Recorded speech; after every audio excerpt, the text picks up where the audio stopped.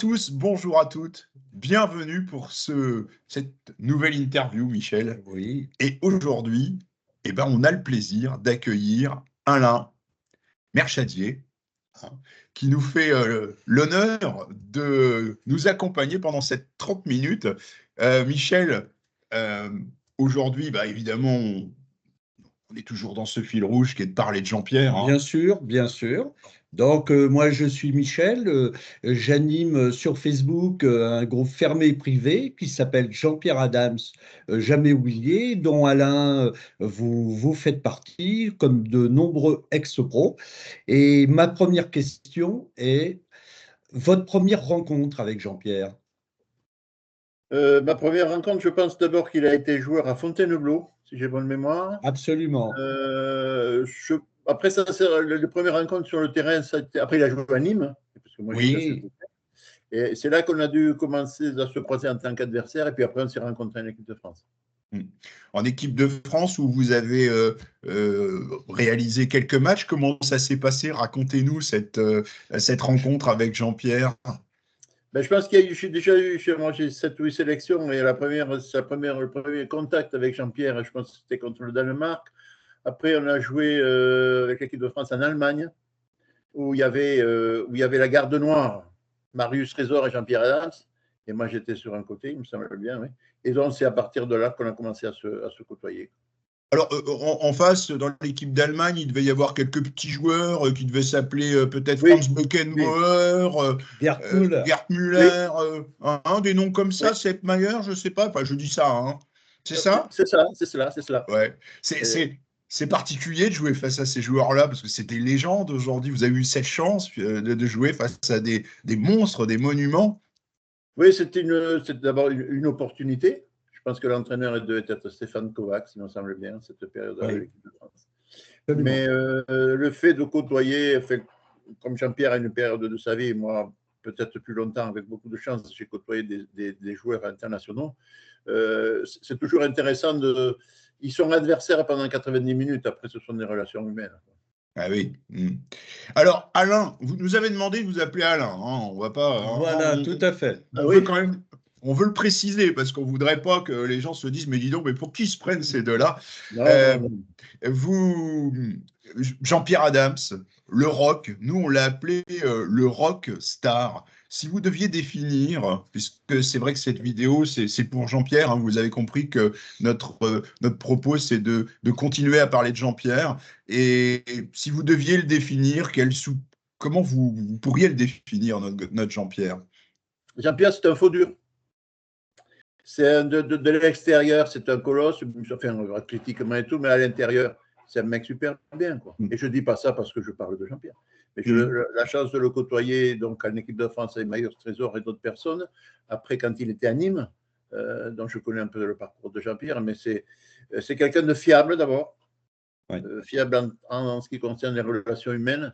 Et puis après, c'est quand même au niveau potentialité de défenseur central, un des meilleurs défenseurs centraux qu'il y avait à cette période-là avec Marius Trésor.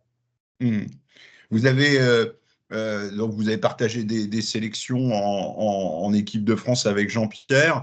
Vous avez aussi côtoyé Jean-Pierre, enfin vous avez joué contre lui. C'était quelqu'un d'assez dur, hein. Alors vous étiez défenseur, donc vous vous êtes pas forcément rencontré beaucoup, mais c'était quelqu'un qui était assez dur, hein. On parle de lui, c'était le rock. Oui, absolument. Mais sitôt qu'on parle des défenseurs en disant le mot dur, on fait de suite allusion à des irrégularités, à de la violence et des choses comme ça. Voilà. Alors, ce qui n'est pas du tout vrai, même maintenant en actualité, de l'actualité footballistique. Mais Jean-Pierre était quand même un athlète, 1m85, oui. 1m87, je ne sais pas, avec ses 80 kilos, 85 kilos, sauf un peu plus quand il revenait de vacances. Mais c'était d'abord quand même soit dans le jeu aérien, soit dans les 1 contre 1. Quelqu'un de difficilement passable. Et puis quelqu'un dans cette place de défenseur central à qui on fait confiance, il n'y a pas de souci particulier, sans parler qu'il avait la capacité aussi footballistiquement de s'inclure au milieu de terrain et d'avoir la capacité de pouvoir jouer au milieu de terrain. Oui, Alain, vous qui avez été entraîneur, il y a quand même un coup de génie quand même de Kader Firoud qui, quand il est arrivé à Nîmes, il faut savoir que Jean-Pierre, quand il a commencé à Montargis, moi je l'ai vu jouer à Oui, Montargis, et à Nîmes, il était avant-centre. Après, on dit, ah bah oui, il était avant-centre, il est devenu un des meilleurs stoppeurs à l'époque du monde. Mais quand même, c'est comment un entraîneur peut Détecté, hein. détecter cela. Et je pense que pour Jean-Pierre, c'est devait être un avantage d'être stopper alors qu'il a été avant-centre. Donc, il voyait le placement. Mm. Voilà. déjà, je pense que la première qualité d'un coach, c'est de savoir mettre des places appropriées à la qualité des joueurs. Ouais. Jean-Pierre s'est retrouvé même en équipe de jeunes à un poste offensif, d'abord par rapport à sa stature, par rapport à sa puissance. Et toutes ces qualités-là ont été transformées un peu par, j'allais dire, par M. Firoud. Par M. Firoud pour jouer derrière, justement, par avoir la puissance physique. Or, la puissance physique de Jean-Pierre s'exprimait mieux dans un poste de défenseur central, parce qu'en face, il avait quelqu'un à maîtriser, qu'en position offensive ou en position offensive, vous n'avez personne à maîtriser, c'est vous à maîtriser avec votre technique. Et je pense que M. Kovacs a fait ce qui était un bon choix quand même. Mm. Mm. Aujourd'hui, Alain, qu'est-ce que vous devenez? C'est quoi la vie d'Alain Merchadier? Alors, une fois que j'ai passé footballeur à Saint-Étienne, après j'ai passé tous mes diplômes d'entraîneur, d'éducateur et d'entraîneur. J'ai entraîné à Saint-Lô, à Lisieux, à Clermont-Ferrand. Après, je suis revenu directeur sportif du club de Pau. Et depuis 7-8 ans, je faisais de la formation de cadre à la Ligue d'Occitanie, la Ligue de Midi-Pyrénées. Et puis j'ai arrêté parce qu'à un moment donné, il faut s'arrêter. Et puis j'ai un club de la. Faut continuer, on Ah a oui, oui, besoin de non, vous, Alain. tant qu'on peut continuer, tant qu'on sent les douleurs, c'est qu'on est vivant. Hein. Et donc là, depuis 3 ans, je suis directeur sportif d'un club qui s'appelle le Toulouse Métropole, qui est le deuxième club de la ville d'Occitanie, de la ville de Toulouse. Mais je suis toujours resté dans le football. Mon père était entraîneur de football et je suis tombé dedans. Quoi. Voilà, puis voilà. Il était également joueur, votre papa? Oui, oui, il joue au TFC, au Au Toulouse Football TFC, Club. c'est ça, il était pro au TFC? Il était à la limite, cette époque-là, de joueur amateur et pro, mais depuis 5-6 ans, moi, je suivais toutes les équipes, papa et les autres, dans les bus, et donc je suis tombé dans la marmite du foot très tôt. Vous vous êtes fait repérer par Monsieur Garonner, hein, si mes C'est notes ça. sont exactes. Vous étiez tout jeune, hein, vous aviez 16-17 ans, 17 ans à peu près. J'avais 16 ans, et puis dans cette période-là, il existait des sélections par ligue. Oui. Donc, il y avait la Ligue d'Aquitaine, la Ligue de Bordeaux, où il y avait Alain Giresse, c'est là que je l'ai connu, Lyon, Bernard Lacombe, et moi, la Ligue Midi-Pyrénées. Donc, on faisait des oppositions entre eux, et c'est là qu'un jour, lors de confrontation, M. Garonner nous a repéré, enfin, m'a repéré, et puis après, ça a été l'aventure de ma vie et de notre vie à Saint-Étienne. Alain, je suis désolé, hein, mais on ne peut pas parler de vous sans Oui, parler de Saint-Étienne. bien sûr. Parce que, bon, il faut quand même savoir une chose, c'est que je suis un inconditionnel, un amoureux des Verts. Moi, je suis né en 76, donc vous voyez, je suis arrivé au moment où j'ai le cœur vert. Ma vie était déjà illuminée en vert. Vous arrivez dans ce club qui est un grand club. C'est extraordinaire, rétrospectivement, quand vous revenez sur ces souvenirs. Jouer à Saint-Étienne à l'époque, c'était le nec plus ultra. Oui, puis ce qu'il faut savoir, c'est que bon, à Saint-Étienne, à cette époque-là, c'était absolument incroyable. La ville de Saint-Étienne, je crois, après, il y a eu des retombées qui étaient économiques. Paraît-il que des hommes d'affaires qui disaient qu'ils étaient de Saint-Étienne, déjà, les relations étaient meilleures pour voir l'impact que cela avait. Et Saint-Étienne, vous savez, c'est une rue principale qui fait 12 ou 14 km de long. Et de part et d'autre, il y a des quartiers. Maintenant, bien sûr, ça s'est bien développé. Moi, je suis arrivé, j'avais 17 ans, et je me retrouve on était en chambre dans la ville avec Jacques Santini, Christian Lopez, que j'ai eu hier parce qu'on continue à se téléphoner. Et à partir de là, vous lui passerez le bonjour de notre part. Oui, on a fait une interview très sympathique avec Christian Lopez. Et ce matin, je dois avoir Patrick Révelli. Et donc, on s'est retrouvés là, 7-8 personnes de réparties un peu d'origine de la France, parce qu'il y avait un Nordiste, il y avait Christian Sénégalais. Et pourquoi ces 7-8 gamins, garçons de 8 ans, ça a marché? D'abord, de s'entendre humainement, sans parler du travail. Et on oublie toujours, quand on parle de Saint-Étienne, de parler de monsieur qui s'appelle monsieur Robert Philippe, qui a été notre premier entraîneur et qui, lui, nous a formés. Puis après, c'est Roby, monsieur Roby, après, qui nous a pris, quoi. Mais moi, de Saint-Étienne, on m'en parle, allez, tous les 10 jours, toutes les fois que je rencontre, où je vais très souvent au stadium voir les matchs. Alors, ça va, ils vous regardent un peu de loin parce qu'ils disent on ne reconnaît pas trop. Mais Saint-Étienne est resté, en tout cas dans ma vie, moi, quelque chose de très important.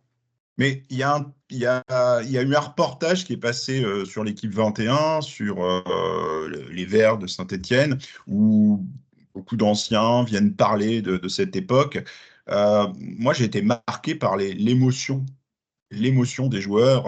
On a même vu certains avec les larmes aux yeux, Ouais. presque 50 ans après. Voilà, ça fait mal de dire 50 ans après, ça veut dire que je vais bientôt Non, avoir 50 ans. Mais Alain, c'est dingue, 50 ans après, de garder ces émotions aussi intactes comme si c'était hier, quoi. Il y a un côté famille. Mais si vous voulez, le fait de l'émotivité ou de l'émotion, nous sommes restés 12 ans ensemble. 12 ans ensemble, maintenant avec le contrat à temps, ce qui n'existe plus.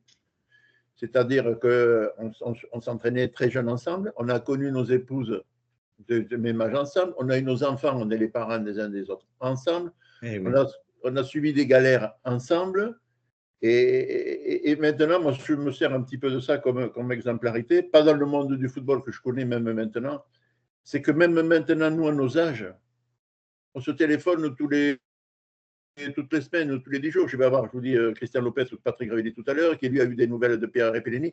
On a continué à avoir ça, et ça reste quand même en termes je vais dire d'humanisme, non, ça n'existe plus trop ce mot, mais de camaraderie, ça continue. Malgré tout ce qui peut se passer, on est toujours au courant les uns des autres. Qu'apportait Jean-Pierre au niveau convivialité, de bonne humeur au sein du rassemblement de l'équipe de France? Le rire. Oui. Et je n'ai pas hésité, quoi. Parce qu'on voit quand même athlétiquement un athlète très costaud, très retrait, massif. Et puis après, c'est l'amabilité, la gentillesse qui se met à l'intérieur, qu'il a à l'intérieur. Ça ne veut pas dire que sur le terrain, ce n'était pas entendre, hein, absolument pas. Mais le rapport humain qu'il pouvait avoir avec tout le monde, c'est d'abord cette simplicité. Et je ne fais pas de la fioriture, je vous dis ce que je pense. Oui, et si vous voulez résumer en un mot, Jean-Pierre? Un mec bien. Absolument. Une question que je me suis toujours posée, je n'ai pas la réponse.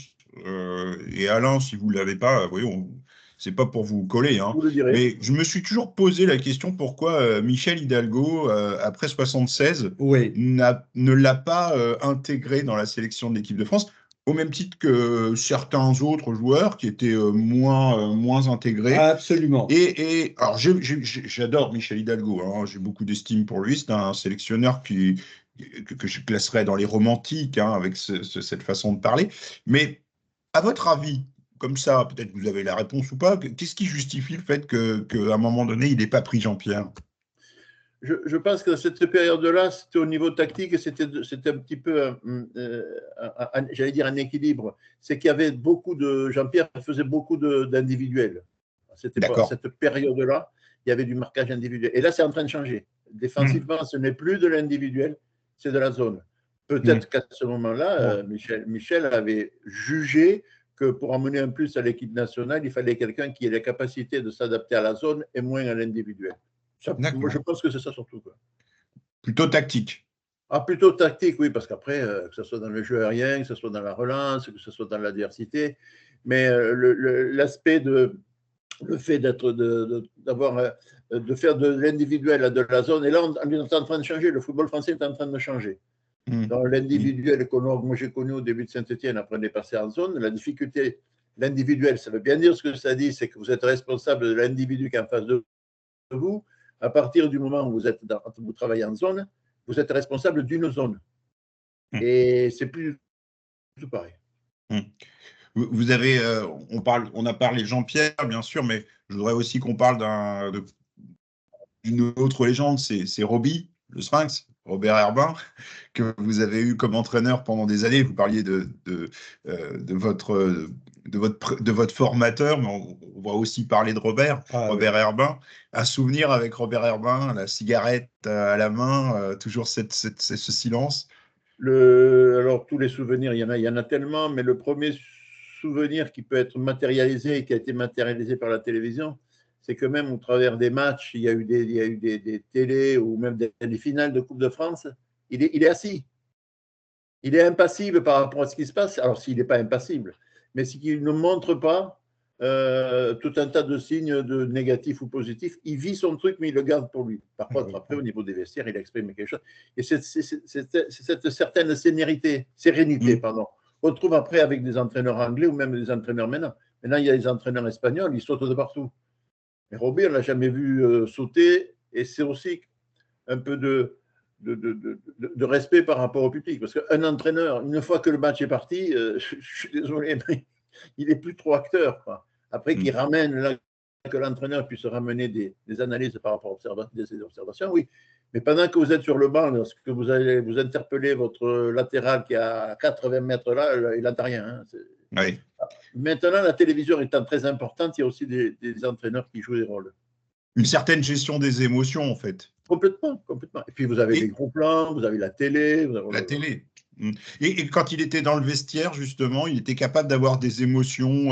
Alors, évidemment, certainement de la colère quand quand à la mi-temps, c'était quand il y avait une défaite ou autre. Vous sentiez quelqu'un qui était capable de transmettre de l'émotion? À l'émotion, il en a beaucoup masqué, même au travers des différentes Coupes de France qu'on a pu gagner. Mais je pense qu'il ne voulait pas déborder, montrer quand même qu'il avait une certaine autorité. D'abord, pendant 10-12 ans, on n'avait pas le numéro de téléphone de notre entraîneur. Ah oui. Et on ne lui a jamais demandé. Par contre, tous les matins, c'était les rencontres, c'était très amical. Il nous défendait auprès de la direction du club sans que nous, on le sache. Bon, après, on l'a su après. Mais c'est quand même quelqu'un de très, non seulement très, pas uniquement émotif, quoi, mais très, très, très professionnel et qui défendait ses joueurs. Oui, Jean-Pierre préparait ses diplômes d'entraîneur. Serait-il devenu un bon entraîneur? Parce qu'il aimait beaucoup les jeunes. Hein. On a beaucoup de témoignages là-dessus, des jeunes joueurs de Nice, du PSG, qui vraiment nous en parlaient en bien. Alors, je pense, en fait, je n'ai pas des statistiques très précises, mais il y a très peu d'entraîneurs qui ont été joueurs offensifs. Il y en a très peu. Il y en a quelques-uns au milieu et quelques-uns derrière. Je vais sur l'autre réflexion par rapport à Jean-Pierre. C'est quelqu'un qui a été joueur, qui joue en partie défensive pendant toute sa vie de footballeur. Il a vu se dérouler devant lui des choses techniques, tactiques. Et il a peut-être une meilleure observation, peut-être des meilleures perceptions du développement du jeu. Eh oui. C'est peut-être cette position où on retrouve beaucoup d'entraîneurs qui sont défenseurs. Oui, et puis vous auriez pu trouver la route de Jean-Pierre lorsque vous étiez dans la Ligue de Bourgogne, puisque vous avez été à Decize, et Jean-Pierre était à Châlons, et vous auriez pu réaliser un duel d'entraîneurs. Ouais. Hélas, bon, il y a eu cette terrible nouvelle qui est arrivée en 82, c'est ça? En mars 82, vous avez été prévenu comment de ce drame? On a su par la presse, surtout ce qui nous a, et beaucoup d'entre nous, de cette génération un petit peu choquée, c'est la cause, quoi. C'est quand même pour une intervention chirurgicale d'un ménisque qui est une intervention très bénigne, très, très, très, très bénigne. Qu'est-ce qui s'est passé là? En tout cas, le grand, il y est resté, quoi. Après, sur le fait, moi, je n'ai pas eu l'occasion d'aller le voir sur Nîmes parce que dans un moment, j'avais l'opportunité, puis je n'ai pas voulu, parce que j'ai voulu garder l'image de Jean-Pierre que je connaissais. Bon, ça se comprend. Mon choix. Ça se comprend. Mon choix. Mais je pense, et on est plusieurs d'entre vous, nous, je pense quand même à ce qu'a vécu son épouse, quoi. De voir un athlète comme ça, au fur et à mesure, se perdre de la puissance et tout, c'est très difficile, quoi. Mais ça reste, quand on parle de Jean-Pierre, la première chose que moi je vois de Jean-Pierre quand j'en vous parle, Je ne vais pas dire qu'il est black, je ne vais pas dire de sa couleur. C'est son rire. C'est son rire qui était communicatif et qui rassurait un petit peu en disant, voyez, moi, le mec, je suis là, ne vous craignez pas. Alors, quand vous allez jouer en Allemagne, là-bas, si vous n'êtes pas costaud, pas que physiquement, mentalement, c'est un appui. C'est un appui. Et ça allait forcément bien aussi, ça allait très bien, pardon, dans l'esprit de Nîmes. Je pense que Jean-Pierre a énormément appris, d'abord avec M. Firoud et d'autres entraîneurs, et sur le potentiel de responsabilité qu'il avait dans les tâches défensives. Oui, et il en a gardé un très beau souvenir. Bernadette Adams me disait qu'à Nîmes, bon, les autres clubs aussi, mais à Nîmes, ça a été très particulier, à Nîmes. Voilà, c'est ce qu'il en ressort. Ah oui, avec un entraîneur, M. Firoud, je ne vous explique pas. M. Firoud, je dis toujours M. Firoud, enfin pour les entraîneurs de respect, mais c'était quelqu'un de très exigeant. Et c'est peut-être que cette exigence-là a servi aussi à Jean-Pierre pour développer sa carrière nationale et internationale. Je voulais vous poser aussi cette question en tant que défenseur. Est-ce qu'il y avait un joueur que vous redoutiez de rencontrer? Vous disiez toujours, oh là là, non, pas lui, je vais encore passer une mauvaise soirée. Est-ce qu'il y avait un joueur comme ça qui était un peu votre bête noire? Bête noire, non, mais l'adversité, il y a quand même un garçon avec qui je suis très ami, puisque je l'ai vu, parce qu'il ne va pas très très bien non plus, il y a une dizaine de jours, c'est Bernard Lacombe. Oui. Tout simplement parce que lorsque vous jouez contre Gerd Müller, j'ai eu l'occasion de jouer en équipe avec Saint-Etienne en Coupe d'Europe. C'est des garçons qui font 1m85, qui sont costauds, qui sont puissants, qui n'ont pas une vivacité, des appuis extraordinaires, donc c'est de la masse. Un garçon comme Bernard Lacombe qui fait 1m70, 72, je ne sais pas quoi, ce sont les appuis et qui sont capables, avant 2-3 gestes de technique, de vous éliminer. Donc c'est plus la vivacité technique d'un adversaire que la qualité. C'est marrant, on a déjà entendu quelque part ça. Oui, absolument. Il y a aussi Henri Zambelli qui nous a dit la même chose. Il nous a dit Bernard Lacombe, c'était compliqué parce qu'il avait un centre de gravité qui était très bas. Donc, il était capable de se retourner assez vite. Et ce qui était Henri Zambelli lui préférait les joueurs un peu box-to-box. Et c'était compliqué pour lui à gérer. C'est des témoignages qui nous reviennent. Absolument. Non, on ne peut pas. Les défenseurs ne se trompent pas trop. Oui. Et le joueur que vous avez eu l'opportunité de voir, alors coéquipier ou adversaire, qui vous a le plus impressionné, celui que vous metteriez au-dessus. Chaque fois qu'on vous pose la question dans les repas, vous vous dites, ah non, lui, c'était le plus fort que j'ai rencontré, c'était qui? Il y en a deux. On peut essayer de deviner? Je peux. Allez-y. Allez, Johan Cruyff. Contre qui j'ai joué ou de façon générale? Coéquipier ou adversaire? Ou adversaire. Alors, coéquipier, il y a Alain Giresse. Giresse? Oui, Giresse, oui. Alain Giresse, Michel Platini, parce que j'ai joué en équipe de France avec Alain Giresse, mais avec Michel Platini à Nancy. Celui-là, je l'avais. Les deux, quoi. Les deux, parce que c'est la technique au service de l'observation. Et au niveau international? À Maradona. Oui. Maradona. D'accord.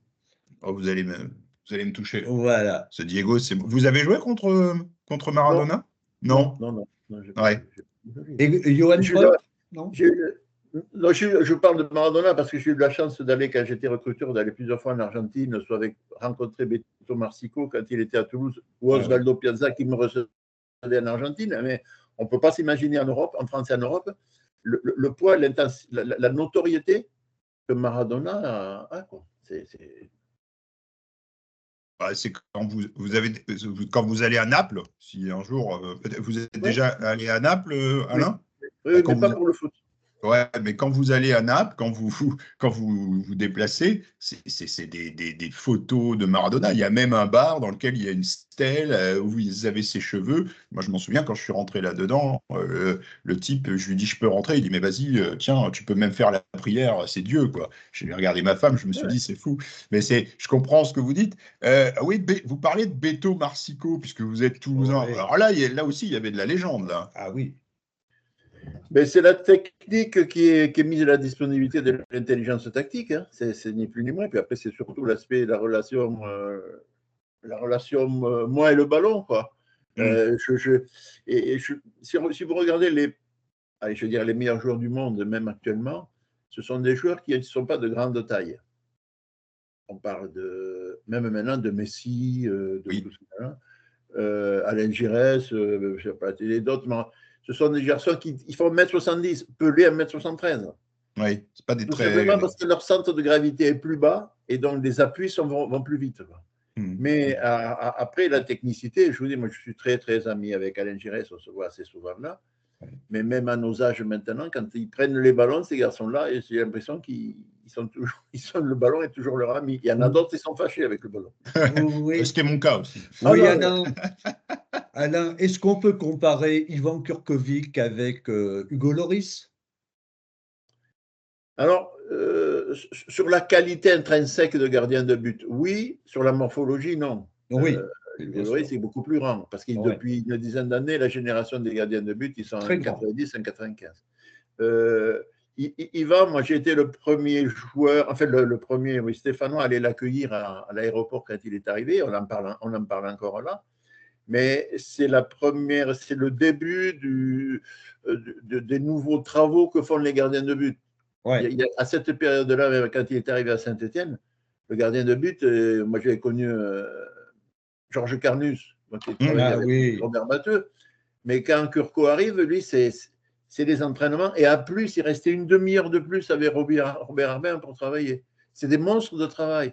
Alors on peut dire ce qu'on veut. Il venait peut-être des pays où on travaillait un petit peu plus, c'est les pays de l'Est. Parce que quand vous venez des pays de l'Est, vous faites l'entraîneur d'une équipe de pays de l'Est, elle dit à son groupe de faire 10 mouvements. Si l'entraîneur il tourne le dos, les joueurs ils font 10 mouvements. Plus vous descendez, plus vous arrivez dans les pays latins. Il y a de la difficulté.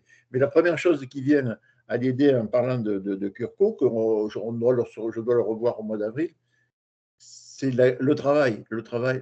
Et nous, il nous a inculqué, jeune joueur, il nous a inculqué ça. Ah oui. C'était sacrément impressionnant, Kurkovic, parce que moi, j'ai revu des matchs, bon, évidemment, étant de 76, vous imaginez bien que j'ai pas connu Kurkovic dans cette période. Mais quand j'ai revu des matchs, il était vraiment impressionnant. Il avait ce côté un peu, on avait l'impression à chaque fois qu'il pouvait être pâteau, mais non, il arrivait à sortir des ballons complètement incroyables. Surtout sur sa ligne, je crois. C'est ça, sur la ligne. Ouais. Sur la ligne, il sortait beaucoup moins que les gardiens de maintenant, mais je trouve que sur la ligne, il était très impressionnant. Hein. Mais le football, bien sûr qu'il a changé le football dans les 20 ou 30 dernières années, c'est que maintenant vous trouvez des défenseurs centraux, Osvaldo ou moi ou d'autres, Christian Lopez, on est petits. Il fait 1m84, on est petits. Tous les défenseurs centraux maintenant, ils sont à 1m90, 92, tout simplement parce que le jeu a évolué. Le jeu va sur les côtés, il y a beaucoup de centres, donc il faut de la taille là. Ce qui a une influence sur la sortie des gardiens de but. Tout ça, ça se tient. Hein. Tout ça, ça se tient. Mais Curco, d'abord, c'était le maître dans les airs. Hein. Je peux vous dire que quand il sortait, dans les airs, on lui laissait. Oui. Mais c'est rigolo parce qu'on avait vraiment l'impression parfois quand il était dans les buts, qu'il n'était pas capable de s'élever. Voilà. Et puis à un moment donné, on voyait cette espèce de capacité Batman. Hein, c'est impressionnant. Hein. Et je pense, je ne sais pas si c'est la mentalité de quelqu'un qui venait des pays de l'Est, mais cette sérénité, il n'avait pas d'expression sur le visage. Oui, on qualifie beaucoup ce faciès des hommes de l'Est. Ouais. Mais Curco avait ça aussi, quoi. Je peux vous dire que quand il parlait, c'était glacé, alors que c'est une façon d'être. Oui, c'est un des premiers, parce qu'après, quand même, il a été entraîneur de l'équipe de France, comme gardien de but. Il a entraîné c'est l'un des premiers qui nous a amené, qui a fait développer le travail du poste de gardien de but. Mais il restait, après les entraînements, il restait une demi-heure tous les jours avec Robert Herbin, avec des notions, des quantités de travail qui, nous, jeunes joueurs, on se disait, attends, s'il fait ça, lui. Donc, il y avait ce côté-là aussi. Et il a été président des Partisans de Belgrade également. Oui, bien sûr. Moi, j'ai eu l'occasion, après, quand j'étais recruteur de club de foot, d'aller aux Partisans. Donc, j'allais voir. Il a été président. Il s'est occupé, je crois, des équipes nationales, des Olympiques ou des choses comme ça. Mais il y a une activité encore débordante. Alain, est-ce que vous suivez encore le foot? Est-ce que vous regardez encore du football à la télé, l'actualité? Est-ce que vous êtes toujours autant passionné? Est-ce que ça vous éclate toujours? Non, mais je suis toujours passionné, d'abord parce que je suis toujours dedans. Vous parlez de la télé, je pense que la télé, maintenant, elle vend des images. Ils ne font pas des reportages sur le football, ils vendent des images, quoi. Des Thierry Roland, des Jean-Michel Larquet, bon, il n'y en a plus, parce que ces garçons-là, enfin, il n'y en a plus, Jean-Michel est toujours là, mais ils restituaient ce qu'ils voyaient en termes d'analyse technique. Et maintenant, vous avez 4 ou 5 personnes qui parlent du match, mais elles parlent surtout d'elles-mêmes. Elles font passer leur connaissance au travers de leur image.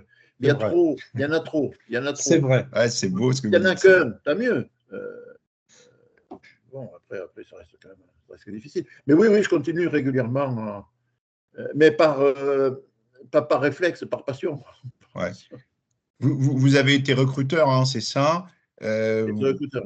Oui, pendant combien de temps vous avez réalisé cette activité? J'avais fait ça pour le TFC, mais aussi pour Lille, parce que Claude Puel, qui était l'entraîneur de Lille, lui était de Castres-Toulouse, il m'a appelé, puis pendant 2 ans, j'ai travaillé pour Lille pour faire le recrutement, donc je me suis promené dans l'Europe entière. Pardon? Quel talent vous avez, joueur connu, que vous avez repéré Alors, il y a des talents à Lille, d'argent, de nom brésilien, dont je n'ai pas le nom. En fait, le talent, c'est surtout de détecter la potentialité des jeunes.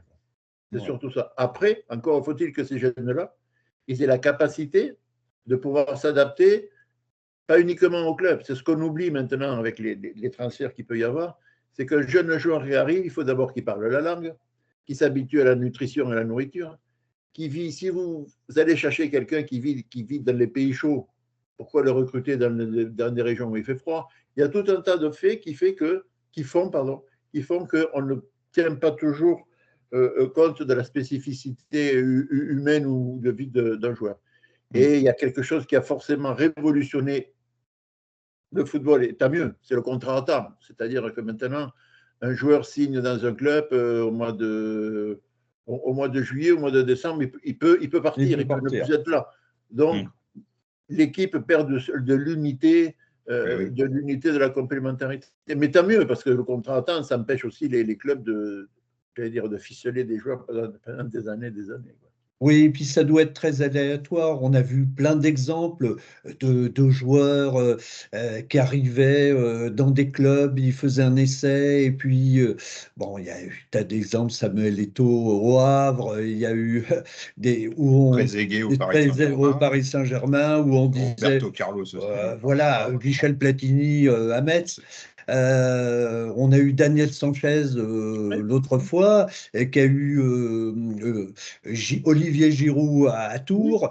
Bon, on ne sait pas l'avenir de ce qui se passe. Et Daniel Sanchez nous disait, oui, à Tours, il était très bien, mais après, on ne sait pas la suite. Il y a la difficulté de s'adapter à l'environnement. Et moi, je vous dis, j'étais sur les terrains, j'étais recruteur de jeunes, je suis occupé de jeunes. Ouais. Maintenant, ce qu'il faut savoir, c'est que pour les parents, pour des parents de joueurs de 13-14 ans, les enfants sont devenus des tiroirs-caisses.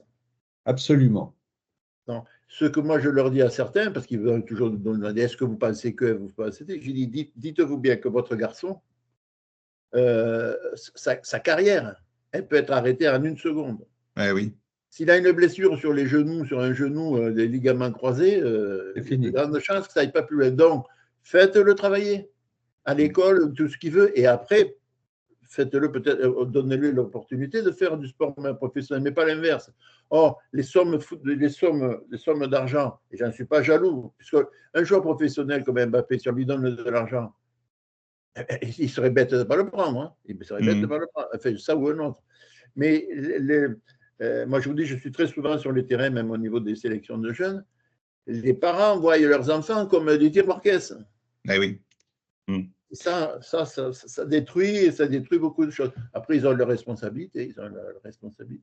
Oui, après, on dit souvent que le milieu du foot est un peu limite, mais c'est vrai, vous avez raison. En premier lieu, moi qui ai été éducateur, alors moi j'ai eu la chance d'avoir des parents autour de moi qui étaient absolument fantastiques et remarquables, et j'ai eu cette chance en tant qu'éducateur d'avoir des parents super, mais parfois on allait dans des déplacements, on voyait des trucs, ça faisait mal à la tête, quoi, des propos qui étaient terribles. Alain, vous avez, on va presque, on est en fin d'interview, hein, je voulais terminer là-dessus parce que vous avez joué dans la Ligue du Centre. Vous avez joué à Blois. Pardon? Vous avez joué à Blois. À Blois, oui, oui, à Blois, Vous avez la JAB, la JAB. Oui, c'est ça. C'était. Le stade des Allées. Vous étiez en fin de carrière, c'est ça? Oui, oui, oui, oui. J'ai commencé à passer mes diplômes d'entraîneur. Je pense que l'entraîneur qui était là-bas devait Robert être de Wilder. Robert de Wilder. Et moi, je jouais, puis après, Robert a commencé à arrêter. Moi, j'avais un peu pris la succession non officielle, parce qu'après, il y avait un entraîneur qui était venu de Nice. D'accord.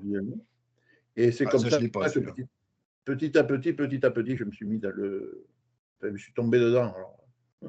Tombé dans le game. Il y avait son fils d'ailleurs, Éric de Wilder. Éric, oui, bien sûr. Il devait avoir 17-18 ans, quelque chose comme il ça. joue aussi, il a joué à Blois. Il a joué à Blois. Très belle ville, Blois. Ah oui, oui, oui, oui. Le château de Blois. Le château de Blois, tout le monde le connaît. Il n'y avait pas le papa José Touré qui a joué à Blois. Ah, il a joué à Blois, oui. Le papa José Touré. Ah, d'accord. Si, il a joué à Blois, tu as raison. Tu as raison. Alors, une dernière question sur Jean-Pierre, et puis on va laisser Alain. On pourrait parler pendant des heures avec Alain, mais on ne va pas lui retenir toute sa matinée quand même. Allez, donc, quand il y a un joli rayon de soleil là, qui vient d'arriver, il nous a dit tout à l'heure qu'il ne faisait pas très beau hein, du côté de Toulouse, c'est ça, Alain? Ça arrive. Ouais, ça y est, ça arrive. On va vous laisser profiter. Le dernier mot sur Jean-Pierre, comme on pose à beaucoup de nos... Un seul mot pour résumer Jean-Pierre. Un exemple. Absolument. Non. Eh bien, écoutez, Alain, un seul mot pour résumer le moment qu'on vient de passer avec vous. Vraiment très agréable. Plaisir. Oui. Vous êtes là sans filtre, avec une simplicité, avec une gentillesse. Moi, j'ai passé un super moment avec vous. Oui, absolument. J'aurais tellement envie de continuer. Je crois qu'on aurait tellement de choses à dire. Je vous aurais parlé des poteaux carrés. Je vous aurais parlé de Jean-Michel Larquet. Je vous aurais parlé de tous ces moments footballistiques avec les Verts. Mais on a passé de... Juste un dernier mot. Cette descente des Champs-Élysées, vous gagnez pas la finale, vous descendez les Champs-Élysées. Parce qu'en 76, pour les jeunes qui nous écoutent, moi j'étais à cette époque-là, c'était fabuleux. On descend les Champs-Élysées avec des voitures décapotables où on signe des photographes de partout. Ah ouais. Après, on est reçu aux Champs-Élysées. On est reçu par le président de la République, je crois que c'est M. Giscard d'Estaing. C'est ça. Bonsoir, madame. Moi, je suis avec Jacques Santini dans la voiture. Et puis, on se dit, on est décalé parce qu'on se dit, on a perdu. Oui. On a perdu. Mais après, ça passe. Mais bon, moi, quand si vous posez la question dans le monde sportif, qui c'est qui a gagné la finale de la Champions League? Les gens, ils mettent du temps à dire que c'est Marseille. Mais si vous dites qui c'est qui l'a perdu, vous dites de suite Saint-Étienne. Donc, Saint-Étienne est un peu le pouli-d'or du football. On est passé dans la popularité. Ça, c'est le meilleur exemple qu'on peut donner aux jeunes. Ouais. Et puis, comme disait le fameux philosophe, c'était comment, Gilles Nanty? Comment il s'appelait? Qui c'est les plus forts? Évidemment, c'est les Verts. J'ai pas entendu. Jacques Monty. Non, mais c'est les Verts que j'ai pas entendu. Qui c'est les plus forts? Évidemment, c'est les Verts. Merci beaucoup, monsieur. Bonne journée. Merci beaucoup à vous. Bonne journée. Et puis, on remercie Alain Designe, qui a été le coéquipier de Jean-Pierre et qui m'a permis de rencontrer en contact avec vous Alain Designe, qui a été coéquipier de Jean-Pierre à longtemps. Je sais. Mais je pense que le grand Black, là-haut, il doit rigoler, quoi. Absolument. Merci beaucoup. Merci de votre gentillesse. Prenez soin de vous. Merci Alain. À la prochaine. Au revoir. Merci à vous.